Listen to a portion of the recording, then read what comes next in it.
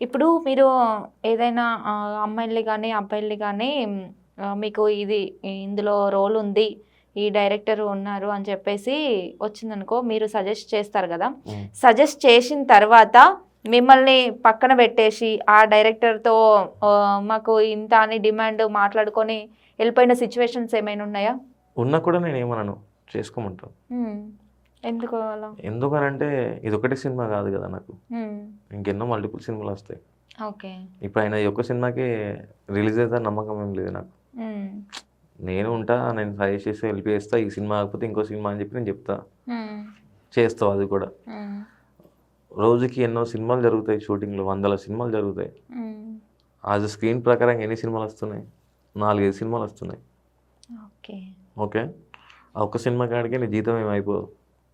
నన్ను కాదనుకో నువ్వు చేసుకున్నట్టే చేసుకో. నాకు ఇది కూడా జరిగింది సంఘటన చెప్తా అది కూడా. హ్మ్. ఆ ఏమైంది? పర్సన్ నాకు 8,000 పే చేసిండు. హ్మ్.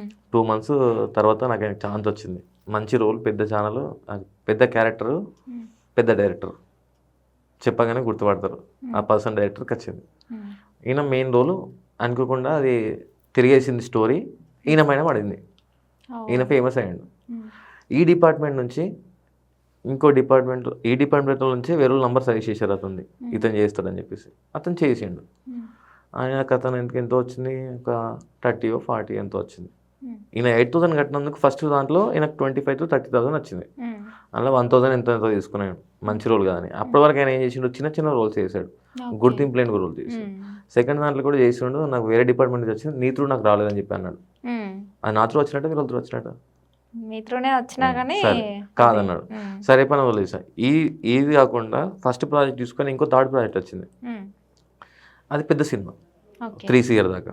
అతనికి 5 లక్షలు ఎంతో వచ్చినాయి. ఓకే. నాకు 1 లక్ష ఏమైతుంది? హ్మ్. ఏం ఫరక్ పడదు కదా.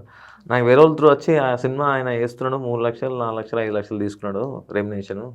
నీకేం తెలీదా అని చెప్పేసి అన్నాడు ఒక పర్సన్ వచ్చి నా దగ్గరికి వచ్చి. ఓహ్! అయితే అప్పుడు నాకు అన్న తర్వాత నేను అడిగే క్వశ్చన్ చేశా. ఎంత వచ్చింది? 5 లక్షలు వచ్చినాయంటే అన్న వచ్చినాయి అన్న కంప్లీట్ తీసుకున్నా అంది, లోన్స్ అన్ని కంప్లీట్ చేసుకున్నా. ఇప్పుడు ఏం లేవన్నా ప్రాజెక్ట్స్ ఉంటే చెప్పని అన్నాడు. మరి ఎట్లా చెప్తారు? మళ్ళీ నాకేమని అడిగాడు క్వశ్చన్, నువ్వు నాకు ఛాన్స్ ఇవ్వనా నేను నీ పేరు నిలబెడతా అని చెప్పేసి అన్నాడు. నా పేరు నిలబెడతాడు ఆయన. నేను నిలబెట్టినా, నువ్వు నా పేరు నిలబెట్టినావు, మళ్ళీ ఇప్పుడు నా పేరు నిలబెడతావు. అతనే చెప్తుంది మళ్ళీ నీ పేరు నిలబెడతా అంటే ఎక్కడ నిలబెట్టినట్టు నువ్వు? నా త్రూ రాలేదని చెప్తా అంటున్నాను. ఫస్ట్ ఇచ్చింది నేను, నా త్రూ నీకు వచ్చినాయి కదా. వచ్చిందంటే నీకు లక్షలు ఇవ్వనట్లే కదా. వచ్చిందాన్ని బట్టి ఎంతో కొంత చూసుకొని ఇవ్వమంటున్నా కదా. నేను ఇంత డిమాండ్ చేయలే కదా, ఇంత ఇవ్వమని చెప్పి అనలేదు కదా. మరి ఏమైంది అప్పటికి? మళ్ళీ నాకు ఫోన్ చేసి నాకు ఏదైనా ప్రాజెక్ట్ ఉంటే చెప్పన్నా, లీడ్ రోల్ ఉంటే చెప్పన్నా అని చెప్పేసి అన్నాడు. చెప్పినారా? నేను ఎందుకు చెప్తా అండి? ఎందుకు చెప్పారండి? మరి ఎందుకు చెప్పాలి నేను? అంత సంపాదించుకున్నప్పుడు, అంత చేసుకున్నప్పుడు నా ప్రాబ్లమ్స్ నాకు ఉంటాయి కదా, నేను ఫేస్ చేసుకోవాలి కదా. మరి నువ్వు అంత రేంజ్కి వెళ్ళినప్పుడు, నేను క్వశ్చన్ చేసినప్పుడు, నీకు అడిగినప్పుడు నువ్వు నాకు ఇవ్వకుండా చేయకుండా దొంగతనంగా చేసుకున్నా అంటే చేసుకో.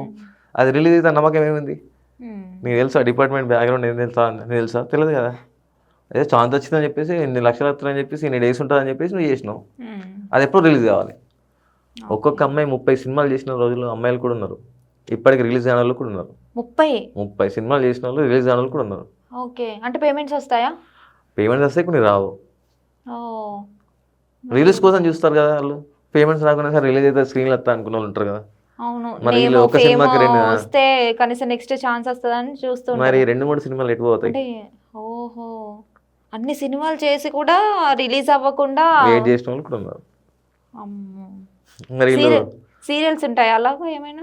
సీరియల్స్ అట్లా ఏమి ఉండదు. సీరియల్స్ అవుతూ ఉంటాయి. వాళ్ళు చూసుకుంటారు, ముందే అన్ని చెక్ చేసుకుంటారు. యాజ్ అ స్క్రీన్ ప్రకారంగా, పేరు ప్రకారంగా, ఇద్దరు వైఫ్ అండ్ లాగా ఉన్నారా లేదా, వైఫ్ అండ్ హస్బెండ్ లాగా ఉన్నారా లేదా, ఈ క్యారెక్టర్ సూట్ అవుతారా లేదా అని చెక్ చేసుకుంటారు. బయట అంటే కాస్టింగ్ డైరెక్టర్స్ అని అంటే కొంచెం బ్యాడ్ గానే ఉంటది. కాకపోతే మీరు ఇంత పాజిటివ్ గా మాట్లాడుతున్నారు, ఇంత పాజిటివ్ గా ఉంటున్నారు, నాకు అస్సలు నమ్మాలనిపించట్లేదు. ఓకే, నమ్మాలనిపించట్లేదు అంటే ఇప్పుడు నేనంతా ఎందుకంటే బయట జనాలకి చాలా భయం వేస్తుంది. భయమేని అంటే ఇప్పుడు అదేదో నెగిటివ్ అయితే మీరు థింక్ చేస్తారో, ఆ నెగిటివ్ అని నేను థింక్ చేస్తే నా రోజు ఇన్కమ్ వేరు ఉంటుంది. నేను మీ ఇంటర్వ్యూకి మీ ఆఫీస్కి రావాల్సిన అవసరం నాకు లేదు. Okay, come to my office, లేకుంటే నా ఇంటికి వచ్చారని చెప్పి చెప్తా. అప్పుడు నేను పేమెంట్ అడుగుతా. ఓకే, అప్పుడు ఇస్తారా? ఇంటర్వ్యూ కావాలంటే ఇస్తారు కదా. అప్పుడు నేను డిమాండ్ చేస్తా. నెగిటివ్ చేయమంటే నాకు ఎంతసేపు పట్టదు, బట్ నాకు మనసు ఒప్పదే నేను చేయను. అది వర్క్ ప్రకారంగా నువ్వు మాట్లాడతా లేకుంటే లేదు. ఫోన్ చేసి తిన్నావా బాగున్నావా ఏం చెప్తున్నావు అంటే నాకు ఇవి నచ్చాయి.